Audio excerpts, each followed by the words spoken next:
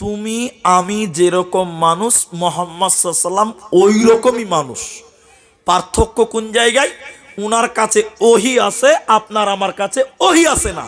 বাকি তিনি ঘুমায় আপনি ঘুমান, তিনি বাথরুম করে আপনি বাথরুম করেন, তিনি কর্ম করেন আপনি কর্ম করেন, তিনি কাপড় বিক্রি করেছেন আপনি কাপড় বিক্রি করেন।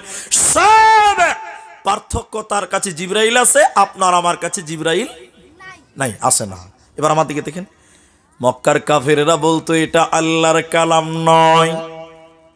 তারা বলতো নবী মুহাম্মদ কবি হয়ে গেছে, সাহিত্যিক হয়েছে।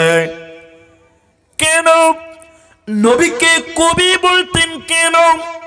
আজকের ছেলেরা কবি রবীন্দ্রনাথের নাম জানে, ধীরেন্দ্রনাথের নাম জানে, ঈশ্বরচন্দ্র বিদ্যাসাগরের নাম জানে, কবি নজরুলের নাম জানেন। কবিতা কাকে বলে? আতা গাছে তোতা পাখি, ডালিম গাছে মৌ, এক এক কবি বলা হয়।